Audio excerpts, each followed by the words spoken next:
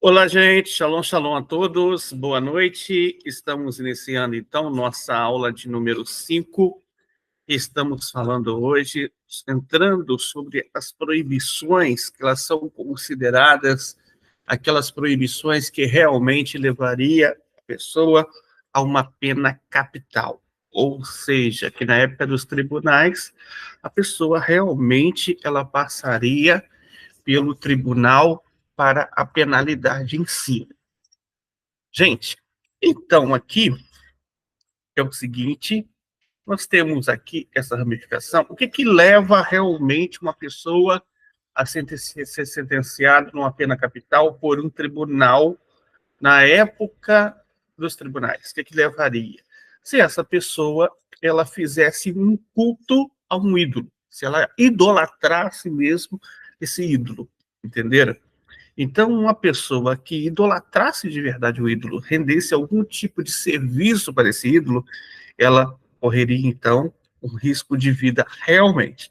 Os outros seriam a punição pelas mãos dos céus mesmo, e teria umas penalidades diferentes sobre isso.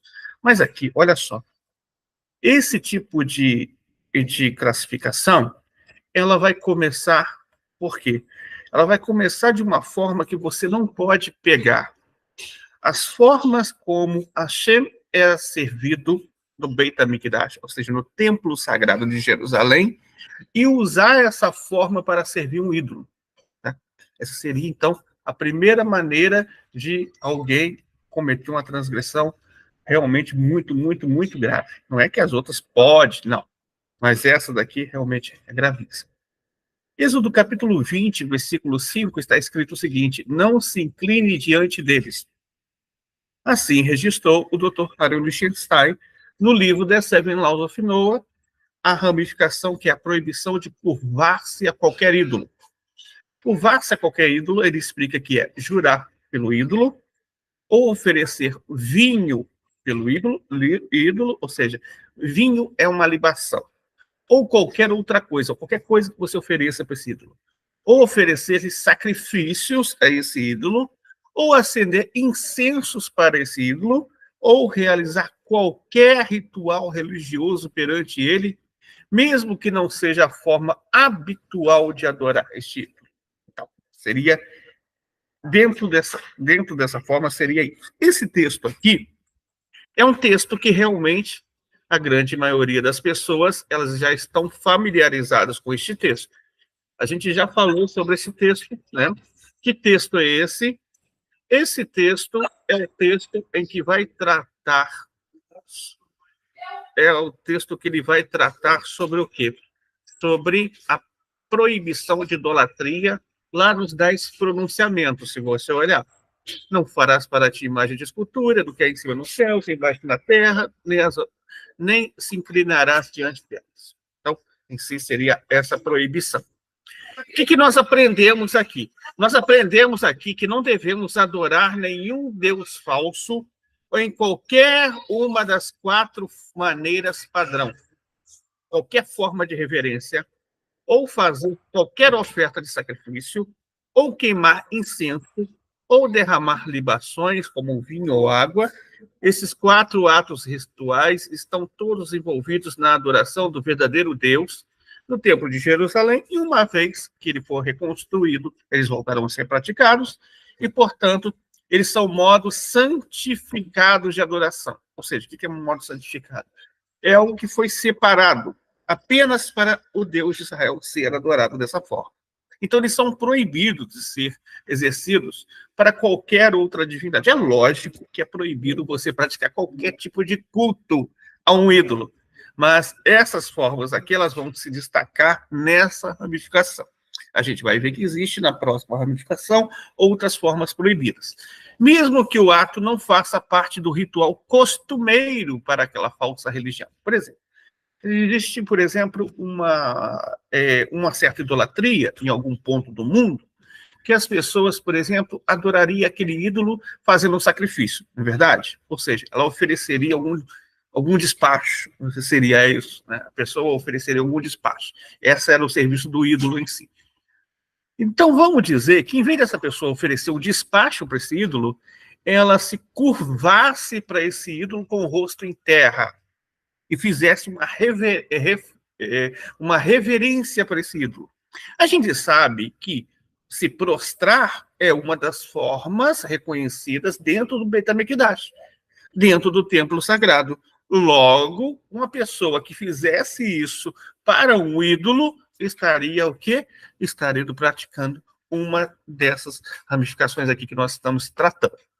Assim mesmo, por exemplo, que não seja costume uma pessoa do cristianismo oferecer sacrifícios para o JC. Nem os budistas normalmente derramariam libações para o seu ídolo. Qualquer um dos atos seria, entretanto, um crime capital. Então, essa é a proibição aqui. Você pegar uma maneira que foi separada, que foi santificada para o templo sagrado e usar essa forma para um tipo de idolatria. Qualquer idolatria que for. Qualquer forma de culto, qualquer local, qualquer lugar que as pessoas estabeleceram uma nova religião. Então, qualquer lugar que foi estabelecido uma nova idolatria naquele ponto, então, a pessoa, se fizesse algum tipo de ato desse, ela cometeria uma transgressão. Por exemplo, digamos que uma pessoa, ela se ajoelhasse diante de um ídolo e falasse, esse ídolo é a minha divindade, né? Ela cometeria uma idolatria. Digamos que uma pessoa oferecesse um tipo de sacrifício, não sei, matasse um carneiro e oferecesse esse carneiro para aquele ídolo, né? Queimasse aquele carneiro completamente para aquele ídolo. Então, isso seria um tipo de idolatria. Digamos que a pessoa ela acendesse um incenso e oferecesse esse incenso aceso em honra àquela imagem, aquele ídolo em si. Isso seria um ato também capital. E digamos que uma pessoa fizesse o seguinte, ela pegasse vinho e ela derramasse vinho sobre o altar, tá? Ou se ela pegasse água e ela derramasse água sobre o altar, ou pegasse qualquer tipo de bebida e derramasse sobre o altar. Isso seria uma libação. Isso que é uma libação, tá? Então, essa pessoa, ela cometeria o quê? Esse tipo de idolatria aqui. Porque são atos que só se faz dentro do templo sagrado pelos Koanim, pelos sacerdotes e pelos Levim. Apenas eles podem fazer esses atos dentro do templo sagrado. Lógico, a pessoa que fizer isso para o ídolo, ele estará cometendo uma transgressão capital. É o seguinte, existe uma discussão no Código Divino a respeito disso, o Dr. Moshe Weiner, ele traz essa discussão, ele vai dizer o seguinte, que alguns também entendem que até mesmo você cantar por um ídolo seria também uma forma de proibição a respeito dessa ramificação aqui, já que o cantar era feito pelos levitas no templo sagrado. Então, uma pessoa que cantasse para um ídolo, ou para qualquer ídolo, tá? Estou falando uma religião específica, não. Estou falando qualquer forma de religião que você encontra por aí, seja o cristianismo, o hinduísmo, o budismo, qualquer forma de religião. Se canta para um anjo, ou se canta para alguém, para um ídolo em si, ele seria classificado isso, seria sacrificado. Então, quando uma pessoa, por exemplo, ela faz um cântico, faz uma música, escreve uma música para o Deus trinitário do cristianismo, ela estaria, então, cometendo essa transgressão. Ou quando a pessoa faz isso para os deuses hindus, né, também cometeria essa transgressão. Ou quando faz para qualquer padroeiro, padroeira, e por aí vai. Tem vários tipos de idolatria. Se a gente for falar todos os tipos, a gente vai ficar até aqui amanhã ou depois da manhã falando que é muita coisa que tem no Brasil roda por aí, verdade? Então, vamos apresentar então aqui para vocês as fontes sobre qual nós vamos mostrar isso diretamente aqui, comprovando para vocês o que nós dissemos. Bem, o Sefer Hinuri número 28 vai dizer o seguinte, que nós aprendemos daqui, com a ajuda de outros versículos, que existem 4 cultos sobre os quais a Torá insiste com qualquer idolatria no mundo, e mesmo que não seja o modo de sua adoração, somos responsáveis por isso, e um desses 4 é se curvar. Então, o que o Sefer Hinuri 28 está dizendo? O que é o Sefer Hinuri? O Sefer Hinuri, ele é um livro, um código de leis, em que ele vai detalhar os vários mandamentos da Torá, desde o começo, mas em forma cronológica. Ele detalha por parashotes, por porções semanais. Diferentemente do que o Rambam fez, dividindo em positivo e negativos. Entendeu? O Sefer Hinuri, inclusive, vai citar várias passagens, o Sefer HaMitzvot do Rambam. Sefer é livro, Hinuri é educação, instrução. Então, é o livro da instrução, o livro da educação. Então, esse livro, ele está apresentando o seguinte aqui, ele está apresentando que aqui é a proibição de você pegar alguma coisa que foi feito somente para cultuar Hashem e usar aquilo para quê? Para idolatria. Essa é a ordem aqui. Não pegar algo que foi feito para Hashem somente e você levar isso para idolatria. Vamos lá. Geralmente, as pessoas, elas fazem coisas só para Hashem. Por exemplo, o sacerdote, Kohanim, ele tinha vários tipos de ritos que eram feitos somente ao Criador. Entre esses ritos, ele se prostrava, existia o se curvar de forma, seria mais ou menos aí uns 90%, assim, tipo o japonês cumprimenta um ao outro nas ruas, saudando. Então, isso é uma das formas de reverência que se tinha. A outra forma era se deitando completamente no chão, com a barriga para baixo. A outra forma era colocando as palmas das mãos no chão, dobrando o joelho com o rosto em terra. A outra forma era propriamente se ajoelhando. A outra forma era ficando em pé e falando palavras bonitas para Hashem. A outra forma, por exemplo, que você tem, até mesmo se sentando e contemplando as maravilhas de Hashem. Hashem é bondoso, misericordioso. Então, quando você pega todas essas formas que eu estou falando aqui para vocês e vão fazer isso para idolatria, você está transgredindo a ramificação que eu estou falando aqui. Agora, eu acredito que se você pensar bem, você vê muita gente fazendo isso por aí, não é verdade? Há vários tipos de idolatria. Tudo aqui, até mesmo o sacrifício. Existe uma forma dentro do cristianismo que as pessoas oferecem o quê?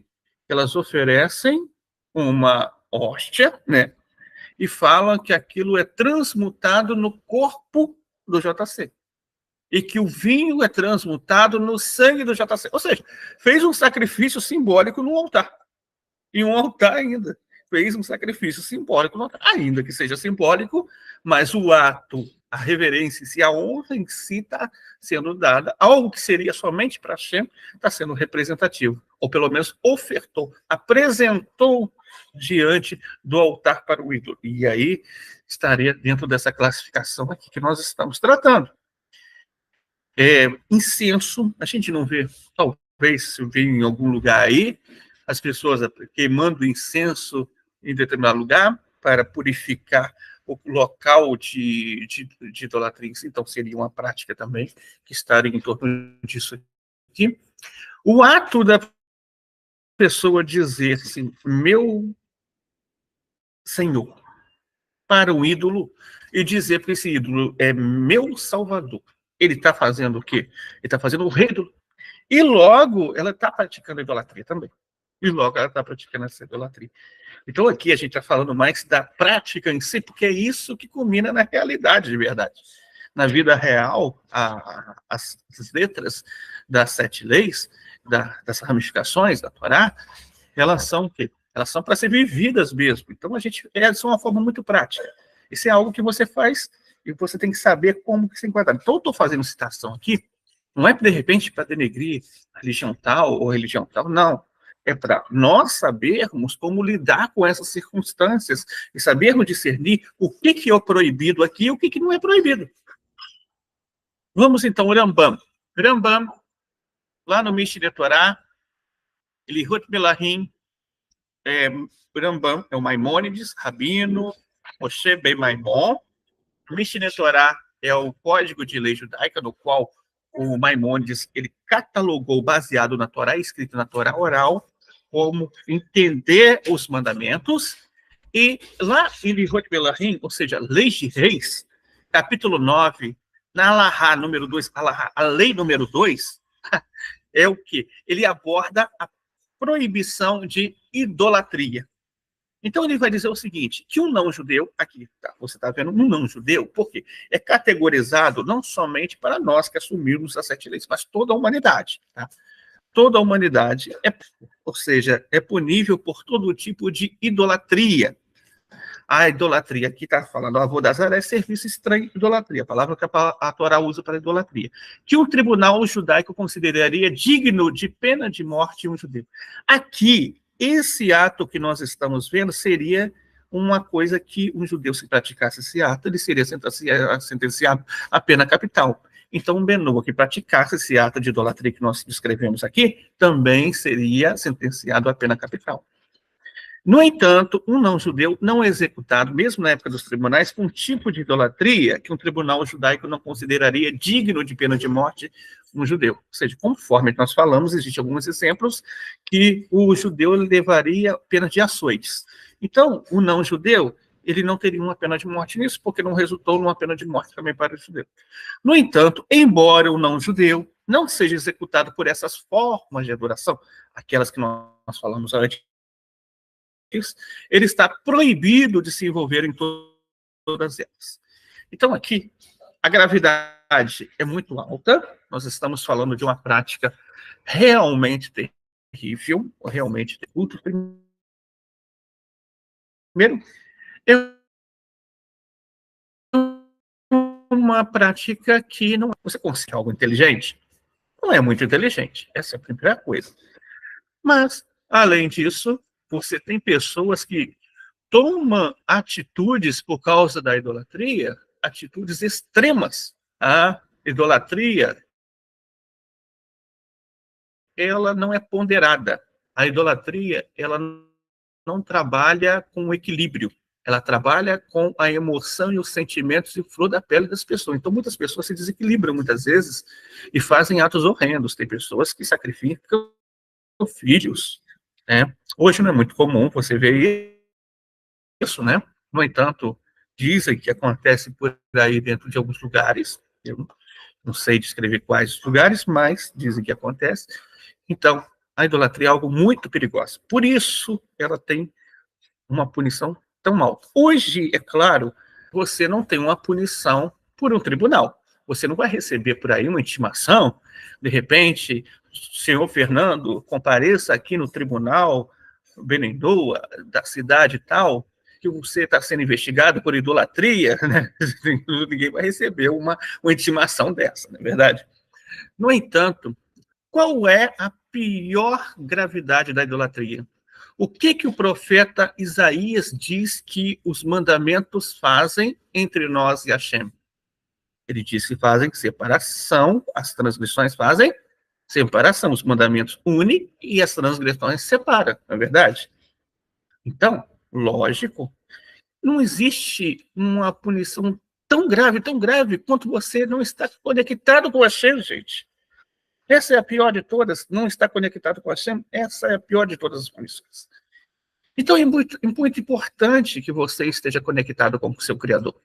Para se conectar com ele, você tem que cumprir as leis com suas ramificações. Senão, infelizmente, você não estará. Então, aqui eu trouxe para vocês alguns exemplos. Ah, mas pode existir outros milhões de exemplos a não ser esses daqui que eu estou trazendo? Sim, com certeza pode existir por aí. Só que eu estou trazendo aqui um modelo.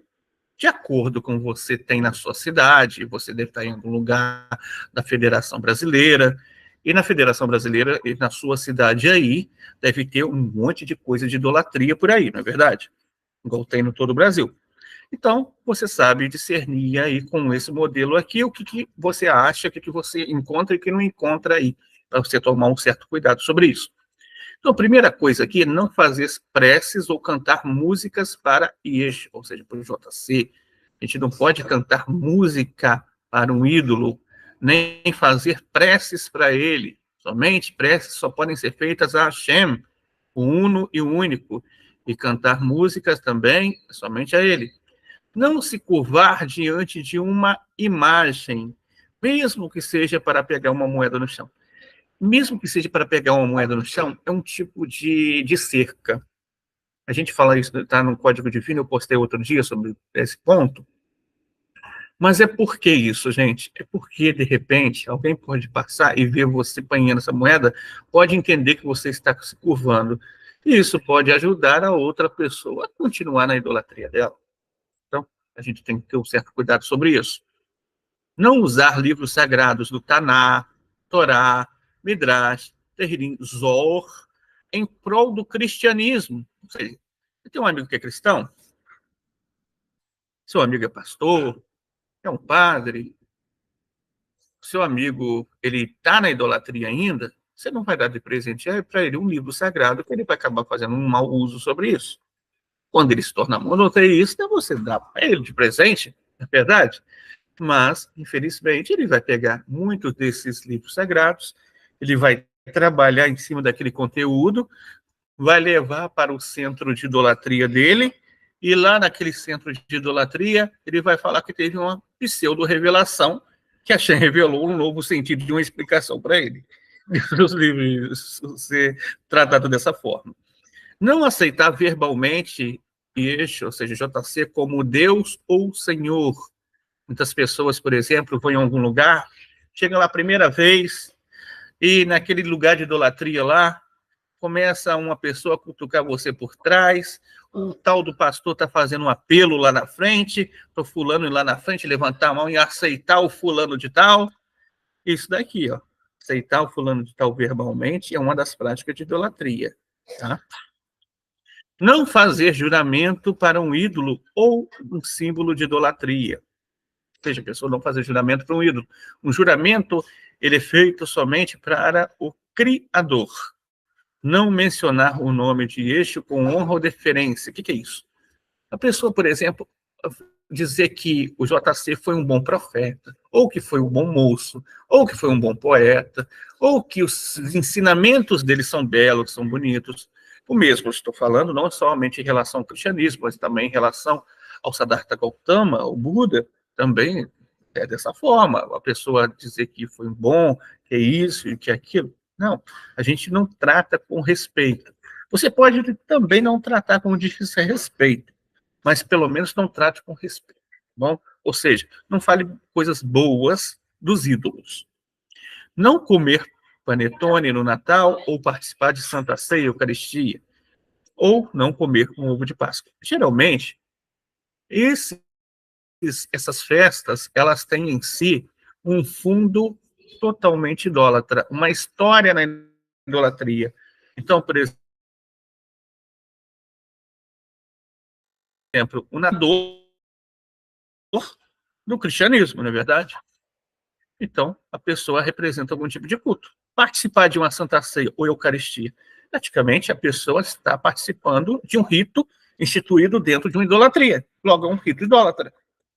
Não comer um ovo de Páscoa, por mais que as pessoas tratam isso de forma comercial hoje em dia, mas os ovos eram consagrados à deusa da fertilidade egípcia.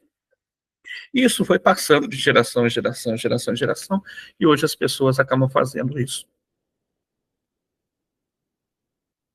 Então, gente, essa foi nossa explicação da nossa aula de hoje. Vamos estar abrindo para perguntas. Se você tiver alguma pergunta, só digitar aí no chat.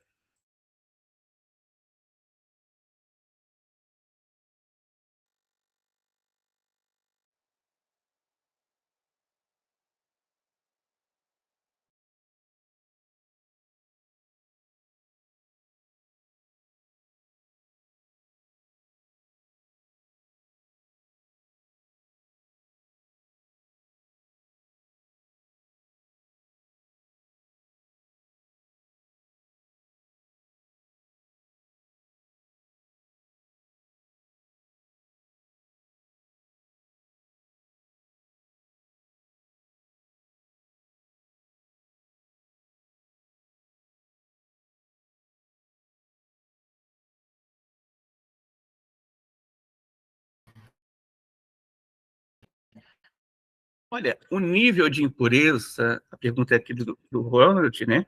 Ele pergunta, Moré, em que nível de impureza estão as almas que estão na crença de JC? Esse nível de impureza, ela vai depender muito. Idolatria é algo muito impuro, sabe? É algo muito impuro. O Guia Beninoa, Rav Yaakov, diz que eles não conseguem elevar uma centelha. Porém, o, porém, os monoteístas conseguem elevar as centelhas. O nível de impureza da idolatria é tão alto que dificulta essa elevação das centelhas. Então é algo muito grave. Agora, esse nível de impureza, são 50 níveis de impureza, tá? São 50 níveis de impureza. Quem atingiu o 50º ali, ele entra num estado realmente de impureza, da impureza muito grave. Mas, ainda assim, os cristãos, eles têm algumas práticas que não deixam eles atingirem esse nível, ainda que eles estavam praticando vários tipos de idolatria. Por exemplo, eles praticam muitas obras de caridade, ajudam o próximo, ainda que existe muito deles que ajudam para ter alguma retribuição em volta, né?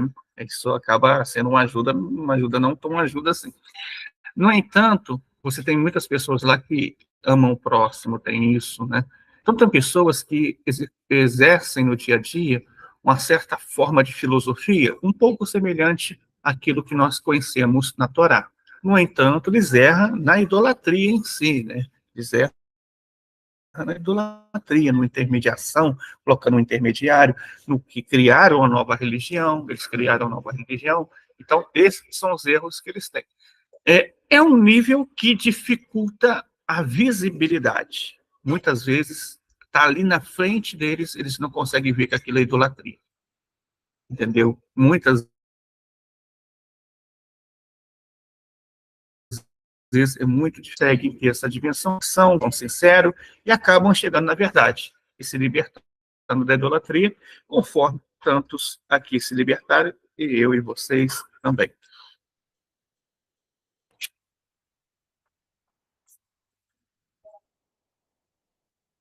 Mas alguém tem alguma pergunta?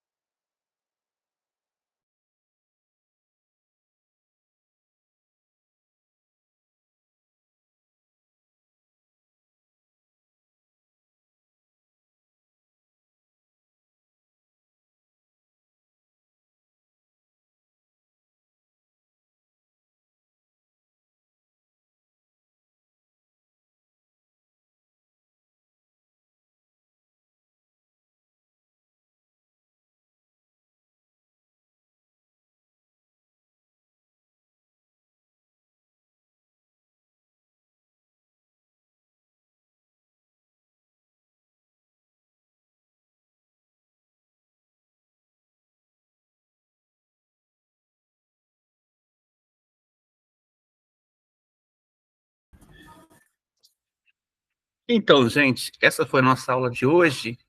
Nós vamos estar disponibilizando daqui a pouquinho para vocês a nossa atividade número 5. Ontem eu disponibilizei a atividade número 4, já está disponível para vocês fazerem. Atividade número 5 que eu postar hoje, vocês podem me entregar até a próxima quinta-feira, tudo bem? E a atividade que eu postei hoje também mais cedo, vocês podem me entregar até a próxima quinta-feira. Na próxima quarta-feira, nós vamos ter aula de número 6. Aula de número 6, onde a gente vai estar falando a proibição de adorar ídolos na forma como aquela religião idólatra se expressa.